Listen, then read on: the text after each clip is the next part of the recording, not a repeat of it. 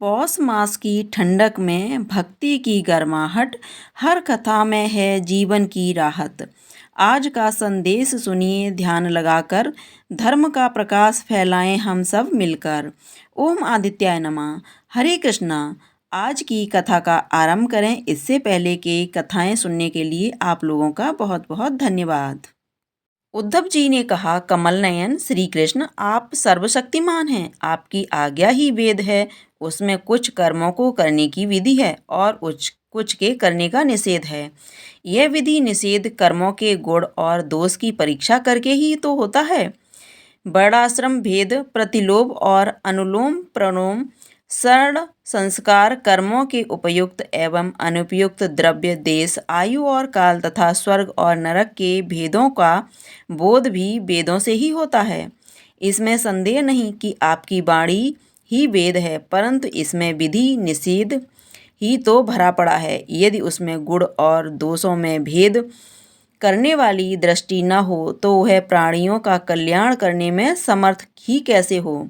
सर्वशक्तिमान परमेश्वर, आपकी वाणी वेद ही पितर देवता और मनुष्यों के लिए श्रेष्ठ मार्गदर्शक का काम करता है, क्योंकि उसी के द्वारा स्वर्ग मोक्ष आदि अदृश्य वस्तुओं का बोध होता है और इस लोक में भी उस किसका कौन सा साध्य है और क्या साधन, इसका निर्णय भी उसी से होता है। प्रभु, इसमें संदेह नहीं कि गुण और दोषों में भेद दृष्टि आपकी वाणी वेद के अनुसार ही है, किसी की अपनी कल्पना नहीं। परंतु प्रश्न तो यह है कि आपकी वाणी ही वेद का निषेध भी करती है। यह विरोध देखकर मुझे भ्रम हो रहा है। आप कृपा करके मेरा यह भ्रम मिटाइए। भगवान श्री कृष्ण ने कहा, प्रिय उद्धव, मैंने ही वेदों में अन्य प्रकार के योगों का उपदेश दिया है। वे ज्ञान हैं, कर्म हैं और भक्ति। मनुष्य के परम कल्याण के लिए इनके अतिरिक्त और कोई उपाय कहीं नहीं है। उद्धव जी, जो लोग कर्मों तथा उनके फलों से विरक्त हो गए हैं और उनका त्याग कर चुके हैं, वे ज्ञान योग के अधिकारी हैं। इसके विपरीत जिनके चित्त में कर्मों और उनके फलों से वैराग्य नहीं हुआ है, उनमें दुख बुद्धि नहीं है, वे सकाम व्यक्ति कर्म योग के अधिकारी हैं। जो पुरुष न तो अत्यंत विरक्त है और न अत्यंत आसक्त ही है तथा किसी पूर्व जन्म के शुभ कर्म से सौभाग्यवश मेरी लीला कथा आदि में उसकी श्रद्धा हो गई है, वह भक्ति योग का अधिकारी है। उसे भक्ति योग के द्वारा ही सिद्धि मिल सकती है। कर्म के संबंध में जितने भी विधि निषेध हैं, उनके अनुसार तभी तक कर्म करना चाहिए जब तक कर्ममय जगत और उससे प्राप्त होने वाले सर्वादि सुखों से वैराग्य न हो जाए, अथवा जब तक मेरी लीला कथा के श्रवण कीर्तन आदि में श्रद्धा न हो जाए। उद्धव, इस प्रकार अपने वर्ण और आश्रम के अनुकूल धर्म में स्थित रहकर यज्ञों के द्वारा बिना किसी आशा और कामना के मेरी आराधना करता रहे और निषिद्ध कर्मों से दूर रहकर केवल विहित कर्मों का ही आचरण करे तो उसे स्वर्ग या नरक में नहीं जाना पड़ता। अपने धर्म में निष्ठा रखने वाला पुरुष इस शरीर में रहते रहते ही निषिद्ध कर्म का परित्याग कर देता है और राग आदि मलों से भी मुक्त पवित्र हो जाता है। इसी से अनायास ही उसे आत्म साक्षात्कार रूप विशुद्ध तत्व ज्ञान अथवा द्रुत चित्र होने पर भी मेरी भक्ति प्राप्त होती है। यह विधि निषेध रूप कर्म का अधिकारी मनुष्य शरीर बहुत ही दुर्लभ है। स्वर्ग और नरक दोनों ही लोकों में रहने वाले जीव इसकी अभिलाषा करते हैं, क्योंकि इसी शरीर में अंतःकरण की शुद्धि होने पर ज्ञान अथवा भक्ति की प्राप्ति हो सकती है। स्वर्ग अथवा नरक का भोग प्रधान शरीर किसी भी साधन के उपयुक्त नहीं है। बुद्धिमान पुरुष को न तो स्वर्ग की अभिलाषा करनी चाहिए और न ही नरक की, तो क्या इस मनुष्य शरीर की भी कामना नहीं करनी चाहिए, क्योंकि किसी भी शरीर में गुण बुद्धि और अभिमान हो जाने से अपने वास्तविक स्वरूप की प्राप्ति के साधनों में प्रमाद होने लगता है। यद्यपि यह मनुष्य शरीर है तो मृत्युग्रस्त नहीं, परंतु इसके द्वारा परमार्थ की सत्य वास्तु की प्राप्ति हो सकती है। बुद्धिमान पुरुष को चाहिए कि यह बात जानकर मृत्यु होने के पूर्व ही सावधान होकर ऐसी साधना कर ले जिससे वह जन्म मृत्यु के चक्कर से सदा के लिए छूट जाए, मुक्त हो जाए।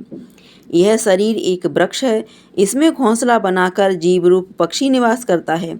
इसे यमराज के दूत प्रतिक्षण काट रहे हैं। जैसे पक्षी कटते हुए वृक्ष को छोड़कर उड़ जाता है, वैसे ही अनायास जीव भी इस शरीर को छोड़कर मोक्ष का भागी बन जाता है, परंतु आसक्त जीव दुख ही भोगता रहता है। प्रिय उद्धव, ये दिन और रात क्षण क्षण में शरीर की आयु को छीड़ कर रहे हैं। यह जानकर जो भय से कांप उठता है, वह व्यक्ति इसमें आसक्ति छोड़कर परम तत्व का ज्ञान प्राप्त कर लेता है और फिर इसके जीवन मरण से निरपेक्ष होकर अपने आत्मा में ही शांत हो जाता है। यह मनुष्य शरीर समस्त शुभ फलों की प्राप्ति का मूल है और अत्यंत दुर्लभ होने पर भी अनायास सुलभ हो गया है। इस संसार सागर से पार जाने के लिए एक सदृश नौका है। सरल ग्रहण मात्र से ही गुरुदेव इसके केवट बनकर पतवार का संचालन करने लगते हैं और स्मरण मात्र से ही मैं अनुकूल वायु के रूप में इसे लक्ष्य की ओर बढ़ाने लगता हूँ।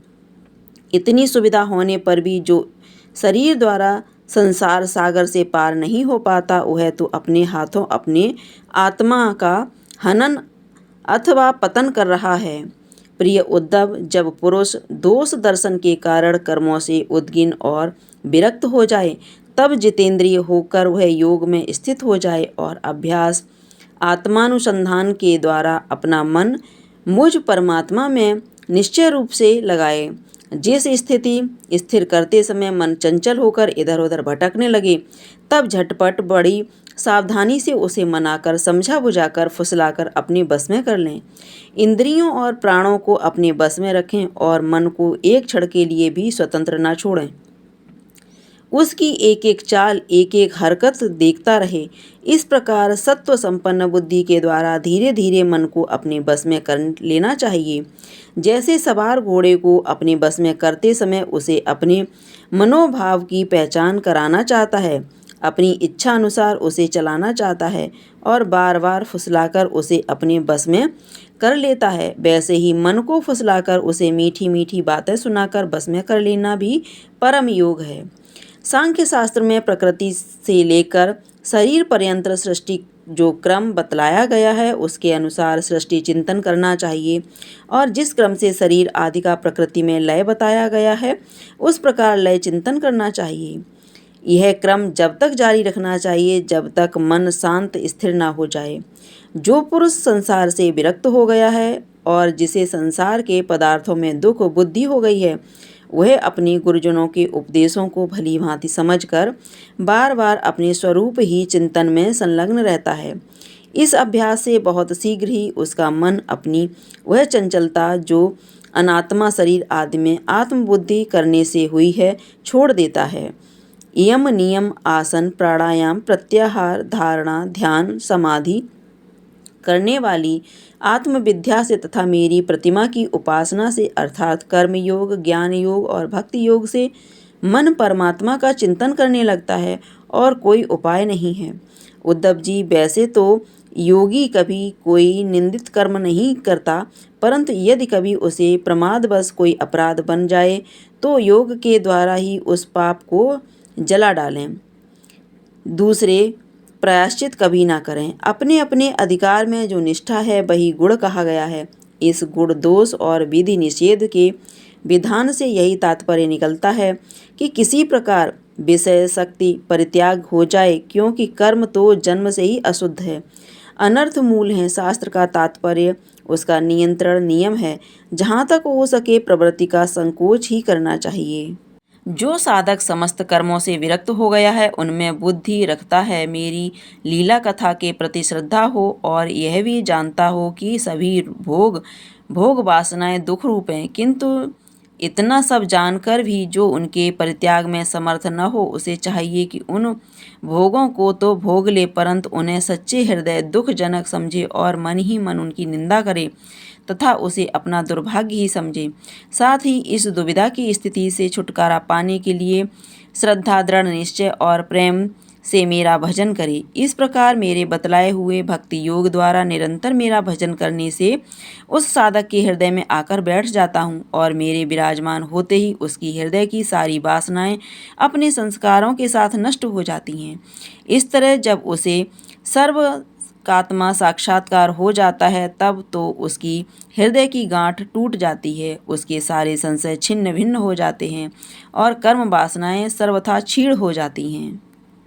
इसी से जो योगी मेरी भक्ति से युक्त और मेरे चिंतन में मग्न रहता है, उनके लिए ज्ञान अथवा वैराग्य की आवश्यकता नहीं होती। उसका कल्याण तो प्रायः मेरी भक्ति के द्वारा ही हो जाता है। कर्म, तपस्या, ज्ञान, वैराग्य, योगाभ्यास, दान, धर्म और दूसरे कल्याण साधनों से जो कुछ स्वर्ग, अपवर्ग, मेरा परम धाम अथवा कोई भी वस्तु प्राप्त होती है, वह सब मेरा भक्त मेरे भक्ति योग के प्रभाव से ही यदि चाहे तो अनायास प्राप्त कर लेता है। मेरे अनन्य प्रेमी एवं धैर्यवान साधु भक्त स्वयं तो कुछ चाहते ही नहीं, यदि मैं उन्हें देना चाहता हूँ और देता भी हूँ तो भी वह दूसरी वस्तुओं की तो बात ही क्या, वे केवल मोक्ष भी नहीं लेना चाहते। उद्धव जी, सबसे श्रेष्ठ एवं महान निश्रेय परम कल्याण तो निरपेक्षता ही है, दूसरा नाम है। इसलिए जो निष्काम और निरपेक्ष होता है उसी को मेरी भक्ति प्राप्त होती है। मेरे अनन्य प्रेमी भक्तों का और उन समदर्शी महात्माओं का जो बुद्धि से अतीत परम तत्व को प्राप्त हो चुके हैं, इन विधि और निषेध होने वाले पुण्य और पाप से कोई संबंध ही नहीं होता है। इस प्रकार जो लोग मेरे बतलाए हुए इन ज्ञान, भक्ति और कर्म योग का आश्रय लेते हैं, वे मेरे परम कल्याण स्वरूप धाम को प्राप्त होते हैं, क्योंकि वे परम ब्रह्म तत्व को जान लेते हैं। कृष्ण भगवान की जय, राधा रानी की जय। अगर आपको यह कथा पसंद आई हो तो कमेंट बॉक्स में जाकर के कृष्ण भगवान की जय अवश्य लिखिएगा। साथ ही साथ वीडियो को लाइक कीजिएगा, शेयर कीजिएगा। अगर आपने अभी तक चैनल को सब्सक्राइब नहीं किया है तो चैनल को सब्सक्राइब करके बेल आइकन को अवश्य दबा दीजिएगा, ताकि आप इसी तरह की कथाएं समय से सुन सकें। धन्यवाद।